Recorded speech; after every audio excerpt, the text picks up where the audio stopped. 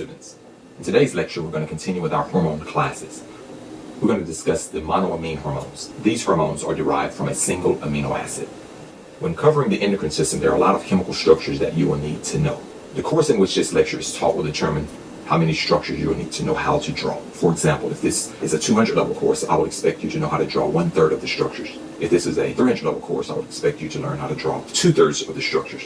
And anything above that, you will need to know how to draw all of the structures. So for the monoamines, we're going to look at 2 parent amino acids, and I will show you the structure of 6 hormone derivatives. Let's start with our first amino acid parent compound. Our first parent amino acid is tyrosine. Our first derivative will be derived from tyrosine. So let's copy tyrosine to make our first hormone derivative. Shown on the right is our copy of tyrosine. We're going to make 3 modifications to tyrosine to make our first hormone derivative. Let's make those now.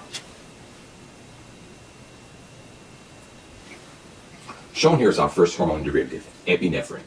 There were 3 modifications made from tyrosine to make epinephrine. Let's indicate those. First, the alpha carbon was decarboxylated and the carboxyl group was replaced with a methyl group. Secondly, the hydrogen on the beta carbon was replaced with a hydroxyl group.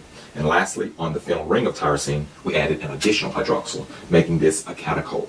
So this phenyl ring with an additional OH makes this a catechol. And so this compound is epinephrine, which is a catecholamine. Let's make our next hormone derivative by modifying epinephrine. To make our next hormone derivative, we only need to make 1 change to epinephrine. The only thing we're going to do is remove the methyl group and replace it with a hydrogen. Let's make that change here. So this next derivative is norepinephrine, also a catecholamine. To make our next hormone derivative, let's start again from tyrosine. So we're going to make a copy of tyrosine to make our next derivative. Shown here is our copy of tyrosine. In order to make our next hormone derivative, we're going to make several changes to tyrosine. This compound is going to be somewhat strange, so let's go ahead and make those changes here.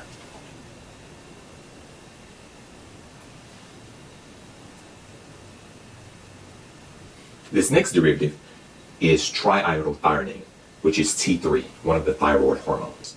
I do want to indicate some of the changes from tyrosine. First, you can see that the alpha carbon was decarboxylated, so we only have a hydrogen here. Secondly, the R group of tyrosine was basically copied, and so we added another copy of the R group of tyrosine.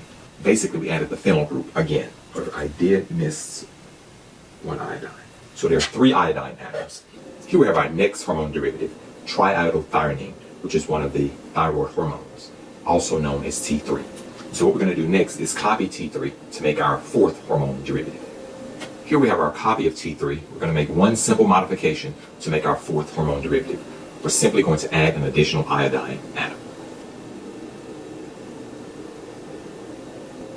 Our next hormone derivative here is thyroxine, which is T4, also a thyroid hormone. Let's make our next parent compound.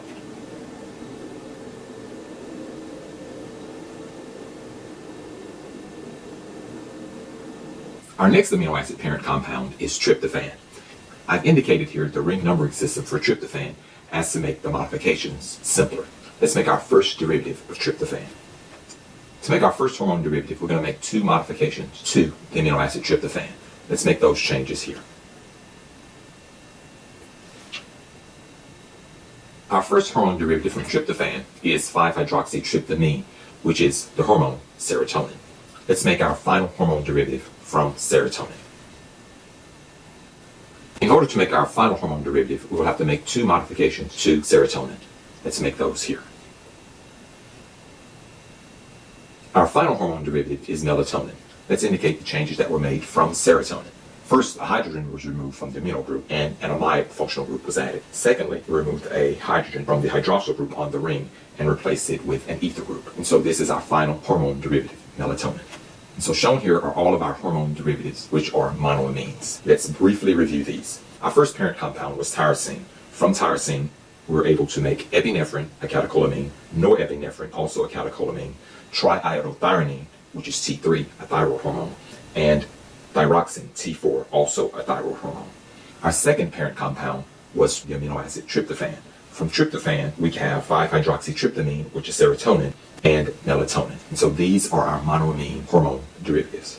That concludes this lecture. Hope that you've learned a lot.